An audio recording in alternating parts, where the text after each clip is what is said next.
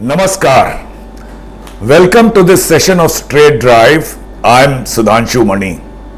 Friends, I'm back once again with Anand Vardhan Singh for two reasons.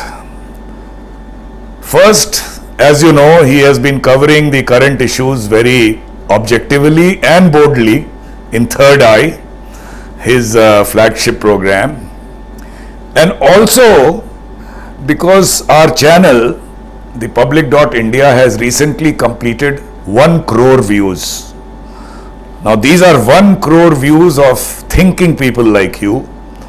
These are not made out of, meaningless videos of couple of minutes with music and so on.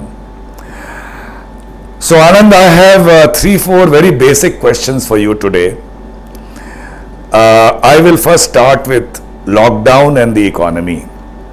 I remember when lockdown was introduced in March, many of us, including me, we felt that it was the right step, and strict enforcement would see that the virus does not spread in India.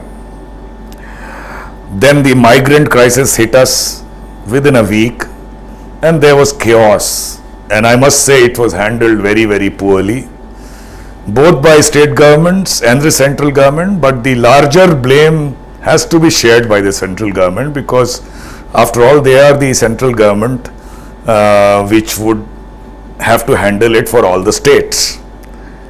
And now the economy, the numbers have come, and we have done the worst in the world.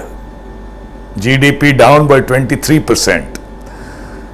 And in terms of the virus, we are again the worst, recording more number of cases per day than USA and Brazil, the number 2 and 3 combined.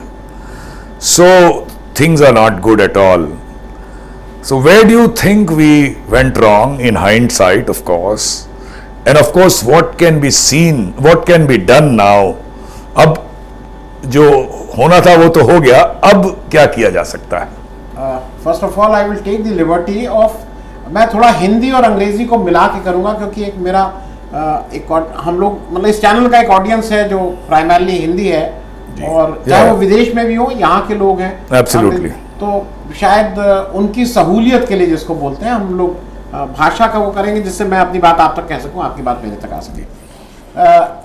Lockdown और corona की जो अभी स्थिति है, ये बिल्कुल तय बात है कि सब लोग डरे हुए हैं, और वो एक डर आ गया है, और ये बार बार रिपोर्ट भी आ रही है, सब जगह आ रहा है कि लोगों को अगर कहीं दूर दूर तक लग भी रहा है कि शायद कोरोना टाइप कुछ सिम्टम्स हैं, तो वो जा नहीं रहे हैं अपना टेस्ट कराने। ये चीज़ें माने और चाहे ना माने, मैं और आप जिस समाज में रहते हैं, जिस सोसाइटी में रहते हैं, it is a very common thing. People are not going to, अपने को क्वारंटाइन कर ले रहे हैं, then they are checking with oximeter, ये सब कर ले रहे हैं, पर generally people are avoiding to go for a test. Primarily उसका कारण यह है, जो मुझे लग रहा है, देखिए आज दुनिया में 2 crore 77 lakh, 2 crore 77 lakh people are infected, और दुनिया की जो टोटल आबादी है वो 760 करोड़ है। उसमें से 135 करोड़ हिंदुस्तानी हैं। हिंदुस्तानी का फिर वो एक इशू था, मैं वो भारत और इंडिया और हिंदुस्तान मेरे लिए एक ही है, कई लोगों को ऑब्जेक्शन होता है, उसमें से भारतवासी हैं। तो अगर उसको स्ट्रेट देखें तो 17.76% का जो total population of the world है वो इंडियंस हैं। तो अगर 2.77 is the total people who are infected, और उसमें अगर हम 43.74 लैक्स हैं अभी, जो अभी की फिगर है 43,74,000, तो वो करीब आ रहा है 15.79। तो एक तरह से हम अभी बेटर ऑफ हैं। वो नंबर्स भले ही बढ़ रहे हों, लेकिन इसमें कहीं कोई दो राय नहीं है कि जो लॉकडाउन उस समय हुआ था, उस लॉकडाउन ने वायरस को तो जो भी रोका या नहीं रोका, आज उसकी वजह से हमारे यहाँ डेथ रेट कम है, उसकी वजह से एक फ़ायदा ये हुआ है कि ऐसा भी कुछ लोगों का मानना है कि वायरस की जो इंटेंसिटी थी, जो मारक क्षमता थी, वो कम हो गई है। तो शायद लोग अब कम मर रहे हैं, तो उसको डिले करने का ये फ़ायदा हुआ है। लेकिन उसको शायद उसको करने में हम इकॉनमी को बिल्कुल भूल गए थे। हमने कहीं ये ध्यान ही नहीं दिया कि इन सब चीज़ों का एक बहुत ज़रूरी पक्ष इकॉनमी था, और आज की तारीख में कोई उसको माने या ना माने, माइग्रेंट लेबर के साथ जो हम लोगों ने सलूक किया है, जो व्यवहार किया है, as an individual, as a society, as a media person and as a part of a larger group, हम उसमें अपने को मानते हैं कि हम सब लोग उसमें कहीं ना कहीं हम लोगों से गलती हुई है। जी बिल्कुल। क्योंकि हम अपने घर के एक कंफर्टेबल उसमें बैठे हुए थे, माइग्रेंट लेबर की बात करते थे, चर्चा करते थे, लेकिन उनकी बहुत कष्ट थे। एक तो वो एड्रेस नहीं हुआ। दूसरा मुझे जो अभी लग रहा है कि जैसे हम लोगों के यहाँ जो एक्टिव केसेस इस समय, मैं 1 मिनट में और इसको खत्म करूंगा, वो करीब 9 लाख से ऊपर अब हो गए हैं। हमारी व्यवस्था इस समय इसको भी हैंडल करने में मुश्किल हो रही है। वो L1, L2, L3 का जैसे पता ही है कि L1 है, फिर HDU है, हाई डिपेंडेंसी वो स्टेज है, फिर आपका वो in the third stage L3 ICU में जब आप चले जाते हैं, इनकी बेड्स रिस्ट्रिक्टेड हैं और आपको अगर हो जाए तो जरा जाने में दिक्कत है। मुझे लगता है कि जो ज़्यादा बड़ा इशू है इस समय और जिसकी तरफ देश को बहुत ही गंभीरता से सोचना चाहिए, वो इकॉनमी में एक पेंडेमिक की वजह से जो एक स्लो डाउन आ रहा है, और एक जो बड़ा इशू है जो अभी लोग नहीं बोल रहे हैं, वो आ रहा है जो स्टेट को आप पैसा नहीं दे रहे हैं, और स्टेट को अगर आप पैसा नहीं दे रहे हैं तो उनकी व्यवस्था गड़बड़ होगी, वो अपनी सैलरीज नहीं दे पाएंगे। सैलरीज नहीं दे पाएंगे तो चाहे वो स्टेट पुलिस हो, चाहे नगर पालिका हो, चाहे जो हमारे रोजमर्रा की चीज़ें हो, चाहे वो बस हो, चाहे रोड ट्रांसपोर्ट हो, ये सारी चीज़ें उससे गवर्न हो रही हैं।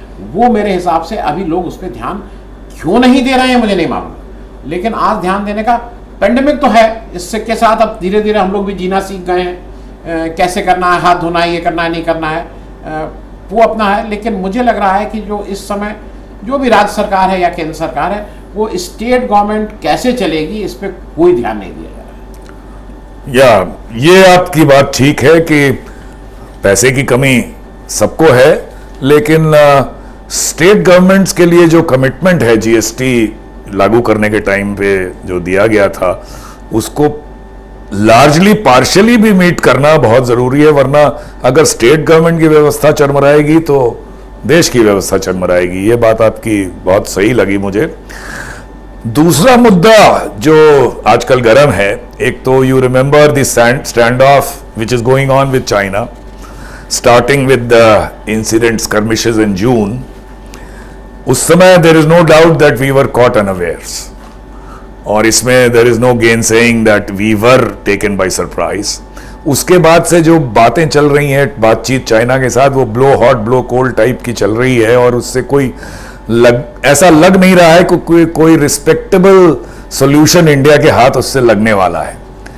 इस बीच में ये जो 29-30 की रात को या 30-31 की रात को एक इनिशिएटिव इंडिया ने जो सीज किया है, ये पैंगोंग त्सो के साउथ में चुशुल एरिया में, तो ये एक नई चीज आप मानेंगे इसको कि इंडिया ने पहली बार एक तरह से प्रोएक्टिव कुछ एक्शन लिया है। इसको कैसे देखते हैं आप?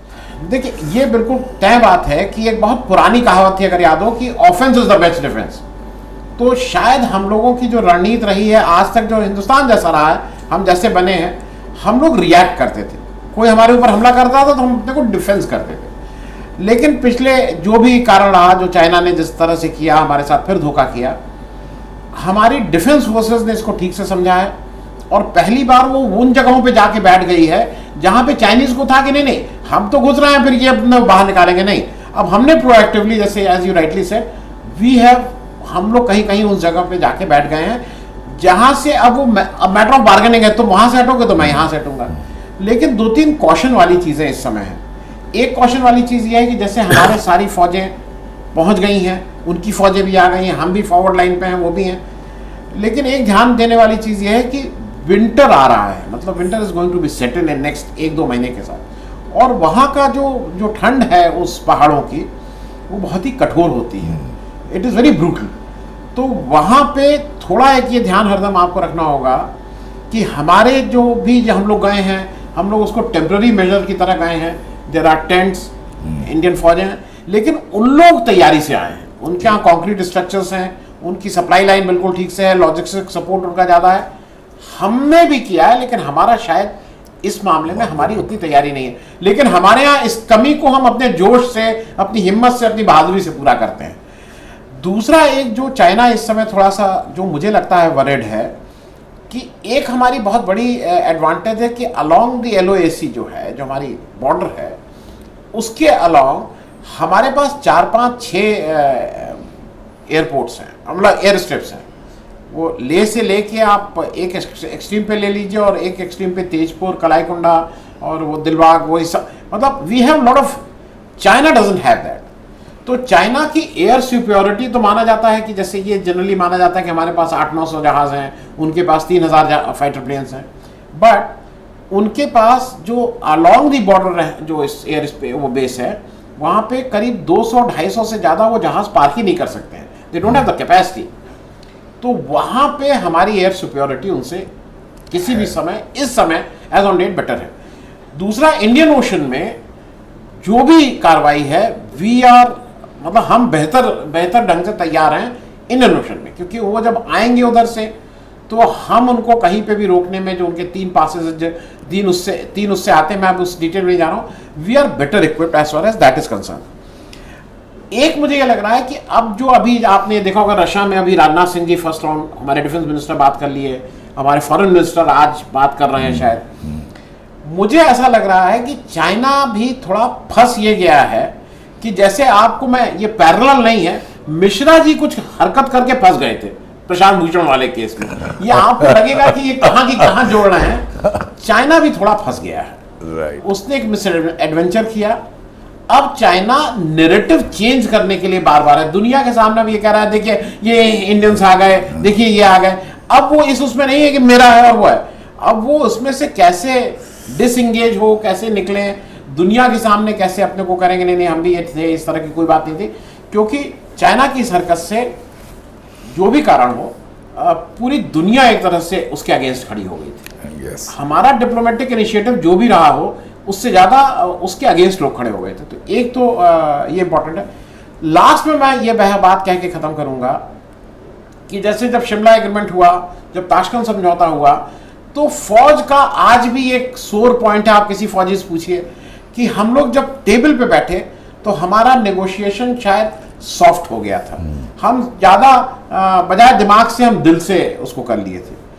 इस बार फौज का, फिर मेरे बहुत फौज के लोगों से बात हुई है जो सर्विंग नहीं भी हैं, जो पूरा, उनका एक ही सिर्फ कहना है, उनका कहना है कि देखिए पॉलिटिकल सोल्यूशन ही निकलना है, लेकिन जब भी आप पॉलिटिकल सोल्यूशन निकालिए, दिमाग से निकालिएगा, दिल से मत निकालिएगा। इस वाहवाही में कि दुनिया हमें कहेगी और हम बौद्ध के देश के हैं और हम कुछ नहीं, जैसा उसने कहा है टिट फॉर टैट है। आप अगर इतना अंदर घुसे हैं तो आपको भी उतना बाहर जाना होगा और give and take, hard bargaining होनी चाहिए। थोड़ा इसकी तरफ से हमारी डिफेंस फोर्सेस सशंकित ये हैं कि कहीं उस टेबल ऑफ नेगोशिएशन पे वो हम सॉफ्ट ना हो जाए। इसको मैं इस तरह से देख रहा हूँ, चाइना वाली बात। मतलब अगर हमारी डिफेंस फोर्सेस ने जो उनसे उम्मीद की वो काम उन्होंने कर दिया है, and now it is up to the political leadership not to make sure that we don't come out a loser in the dialogue, rather we speak from a position of strength. अब एक तीसरी बात और बहुत खबर में है, ये Sushant Singh Rajput. So it was in a way it was a national tragedy because he was a rising superstar, लेकिन अब ये सुसाइड था कि अबेटमेंट टू सुसाइड या मर्डर, जो भी बात रही हो, लेकिन ये मुद्दा इतनी बड़ी नेशनल न्यूज हो गया है कि ये कुछ बड़ा जुवेनाइल सा लगने लगा है मुझे। और मैं ये पूछना चाह रहा था कि ये क्या, ये न्यूज तो जो भी रही या बात जो भी रही हो, क्या अब ये वो मुद्दा हो गया है जिसपे दो पॉलिटिकल फोर्सेस अपनी रोटियां सेक रहे हैं अब, या और चैनल्स के माध्यम, क्या ये सिर्फ इतना ही बच गया और सारा देश उसको देख रहा है? हाँ, इसके देखिए बात, दो पक्ष हैं और मैं दो पक्ष थोड़ा उसको थोड़ा उधेड़ के कहूंगा, जो हो सकता है it may not be very, मतलब बहुत साफ सुथरा ना हो, थोड़ा लोगों को बुरा लग सकता है। पहली बात यह है कि जहां तक रिया चक्रवर्ती और सुशांत सिंह राजपूत के रिलेशनशिप थी और उन्होंने क्या किया क्या नहीं किया, वो it is a matter of investigation. Mumbai police, Patna police, CBI, ED और अब वो क्या है, एनसीबी, नारकोटिक्स कंट्रोल ब्यूरो, ये सारे लोग लग गए हैं रिया को कहीं वो करने के। वो होगा नहीं होगा, कितने लोग चरस पीते हैं, कितने लोग गांजा पीते हैं, वो एक डिबेट अलग है। और एक देखिए, ये ज़रूर बात है कि इसकी न्यूज़ वैल्यू है, इसमें देयर इज़ नो डाउट कि जो ये कहना कि चैनल इसको क्यों ना कवर करें, it has a news value.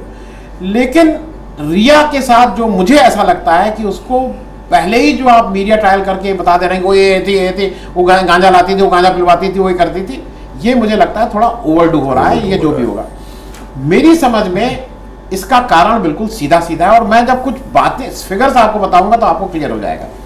29 नवंबर 2020 तक बिहार में नई असेंबली को फॉर्म हो जाना है। ये जो करंट असेंबली है, जो 16वीं शायद है या 15वीं 16वीं है शायद, ये असेंबली का कार्यकाल खत्म हो रहा है 29 नवंबर को, तो उससे पहले नया इलेक्शन हो जाना है। अब से करीब 70-80 दिन बचे हैं। अब आप ये देख रहे हैं कि एक दल विशेष कार्य, वो जेडीयू और बीजेपी कंबाइन जो है, लोग लग गए हैं कि बस सुशांत सिंह राजपूत को न्याय मिलना ही चाहिए। बीजेपी ने वहाँ पोस्टर भी बना दिए हैं कि हम ना भूलेंगे ना भूलने देंगे, जस्टिस फॉर सुशांत सिंह राजपूत। उसके पीछे का समझ लीजिए कि क्यों एकदम से इतना प्रेम सुशांत सिंह राजपूत के लिए हो गया है। मैं कुछ जल्दी से आपको फिगर्स बता दे रहा हूं। बिहार में 2015 में जब इलेक्शन हुए, उससे पहले 2010 के इलेक्शन हुए थे। दो जात, मैं सिर्फ दो जात, क्योंकि बिहार में सब जात का मामला है। बिहार में 14% यादव हैं, जो बैकवर्ड कास्ट में सबसे डोमिनेंट है, सबसे बड़ी कास्ट है, और जो फॉरवर्ड कास्ट है उसमें सबसे बड़े 6.5% राजपूत हैं। वहाँ ब्राह्मण 5.5% है, भूमियार 5.5% है।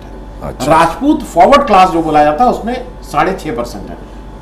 वहाँ पे जो कायस्थ हैं वो 1.5% है। यादव 14%, कोयरी 7%, कुर्मी 5%, जिस जात से नीतीश कुमार आते हैं। अब ये सब लोगों को लग रहा है कि नहीं नहीं, सुशांत सिंह राजपूत, ये राजपूत ज्यादा इंपॉर्टेंट है। मैं इसलिए आपको बता दूं कि 2010 में जो यादव एमएलएस थे 2043 में, उसमें 38 सीट उनकी शेड्यूल कास्ट के लिए रिजर्व हैं, 2 सीट शेड्यूल ट्राइब के लिए, 40 सीट निकाल दिए, 243 सीट होती हैं, 40 सीट रिजर्व हैं, 203 सीटों पे जनरल इलेक्शन होता है। 2010 में 39 सीट्स पे यादव जीते थे, जो सबसे बड़े बैकवर्ड कंपोनेंट है, और उनके नंबर्स भी सबसे ज्यादा थे, मतलब जात के रूप में। 2015 में वो 61 थे, देवर 61। अच्छा, देवर 61 यादव इन 2015। राजपूत इन 2010 34 थे, फॉरवर्ड कास्ट का सबसे बड़ा ब्लॉक। बड़ा 2015 में 20 रह गए थे। अच्छा, अब जरा इसके अंदर का गणित समझ लीजिए तो आपको समझ में आ जाएगा कि ये इतना प्रेम नीतीश कुमार और बीजेपी को क्यों हो रहा है। जो कास्ट का वो जहां तक खेल है, यादव का, मैं यादव का मैं इसलिए बता दे रहा हूं कि वो आरजेडी के साथ ज्यादा जाते हैं। बीजेपी के जो 61 का मैंने टोटल बोला था उसका ब्रेकअप है। बीजेपी के 6 यादव एमएलए हैं, आरजेडी के 42, आउट ऑफ 81 42 यादव एमएलए थे, जेडीयू के 11, कांग्रेस के 2 और वगैरह वगैरह। जो यादव के बाद जो नेक्स्ट कास्ट आती है जिसके 20 एमएलए हैं वो राजपूत हैं, और राजपूत में बीजेपी के 9 राजपूत एमएलए हैं, जेडीयू के 6 राजपूत एमएलए हैं। तो आउट ऑफ 20 15 एमएलए उनके राजपूतों में से आ रहे हैं। ये उनके पास एक बड़ा जो फॉरवर्ड ब्लॉक का सबसे मतलब ताकतवर उनके पास सेगमेंट खड़ा है, ये उसको लूज नहीं करने देना चाह रहा है। तो इनको लग रहा है कि भाई बैकवर्ड को तो हम इधर से हैंडल करेंगे, राजपूत को अगर हम यहां से हैंडल करते हैं तो ये गणित वहां का है। अगर आप अब देख लेंगे तो आपको बिल्कुल क्लियर हो जाएगा, क्योंकि इस विधानसभा का मैं बता दूं 61 यादव, 20 राजपूत, 17 भूमियार, 11 ब्राह्मण, 16 कुर्मी, 20 कोयरी और 5 कायस्थ। ये सुनने में बुरा लगता है कि आज हम 20वीं सदी में 21वीं सदी में बैठ के कायस्थ और इसकी बात, अरे मतलब जात की बात कर रहे हैं, पर जो ग्राउंड रियलिटी वो ये है। इसीलिए वो राजपूत प्रेम है कि कहीं राजपूतों को ये लगे कि हमारे जो पालनहार हैं, जो हमारे वो हैं, वो बीजेपी और जेडीयू है। इसके बियॉन्ड कुछ नहीं है। इलेक्शन 29 तारीख को हो जाने दीजिए, उसके बाद कितने लोग इसकी डिमांड करेंगे वो देखने वाली बात होगी। हालांकि एक चीज और मैं बता दूं, इनको एक चीज समझ में नहीं आ रही है, जो मैं पॉलिटिकल बुद्धि से कह रहा हूं। जब आप सुशांत सिंह राजपूत करके रिया चक्रवर्ती कर रहे हैं, तो अगला इलेक्शन बंगाल में है। हाँ, आपका बैकलैश कहीं ना हो जाए कि बंगालियों को ये लगे कि ये सब हमारे पीछे लग गए थे। क्योंकि रिपब्लिक टीवी की उस बंगाली लड़की ने कल ही छोड़ा है एक अच्छा। रिपब्लिक टीवी में, शी हैज रिजाइन, अच्छा। और शी हैज सेड कि इट इज अनबियरिंग ऑफ मी, और वो भी कोई बंगाली है।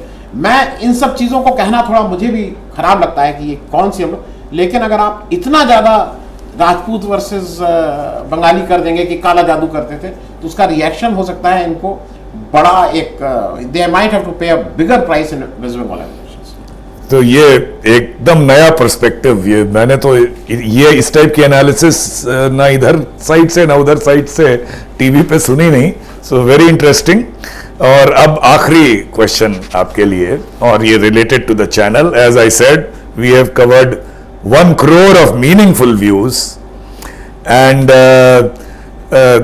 all the credit to you and your team, definitely. लेकिन अब what next? What next? You are also part of the team. Yes, This is yes. credit to all of us. पहली चीज ये है कि हमारे चैनल का एक चीज हम हरदम कहते हैं कि आप मेरे चैनल का जरा चले जाइए YouTube पे और ये देख लीजिए कि सबसे ज्यादा कौन देखा गया, कौन सा नई चैनल देखा गया, कौन सा एपिसोड ज्यादा था, वो सॉर्ट करके आप देख लेंगे तो बहुत आसान है। हमारे किसी भी एपिसोड में ऐसा कोई नहीं है जहाँ पे कहीं पे भी उसको देखने में हमें शर्म आए। बहुत से चैनल में हम नाम लेने का कोई ज़रूरत नहीं है। दूसरा एक हमारी जो स्ट्रेंथ है जो शायद आपको नहीं दिखाई देती है, हमारा एवरेज व्यू जो है दैट इज अराउंड 7 मिनट्स पर एपिसोड। हमारे जो एपिसोड 2 मिनट के हैं और जो 20 मिनट के हैं, दोनों का एवरेज भी लगते हैं, हमारा 7 मिनट से ज़्यादा लोग हमारे एपिसोड को देख रहे हैं, which is a very high thing on YouTube. मतलब ये बहुत ज़्यादा लोग देख रहे हैं। हम करीब 10.5 लाख घंटे देखे जा चुके हैं। तो मैं इसलिए कह रहा हूँ नेक्स्ट जो इसका नॉर्मल अगला पड़ाव था वो कल परसों में शायद हम लोग शुरू कर रहे हैं। We are starting a portal thepublic.india। शुरू में वो अंग्रेजी में है। आप लोगों से भी आग्रह है कि अगर आप लोग लेख लिखें, समसामयिक चीज़ों पे बात करें, क्योंकि बात करना, लेख लिखना, अपनी चीज़ों को करना भी ज़रूरी है। तो वो कल होपफुली कल हम उसको फॉर्मली लॉन्च कर देंगे। thepublic.india का पोर्टल है, शुरू में अंग्रेजी में ही है, थोड़ा समय और बीत जाए तब देखेंगे कि बाकी हिंदी में और बाकी भाषाओं में कैसे करें, लेकिन we start with the English portal. Thank you very much, Anand, and more power to thepublic.india and the team, and also the new portal. We will meet you viewers once again next Thursday at 7 PM. तब तक के लिए permission दीजिए। नमस्कार।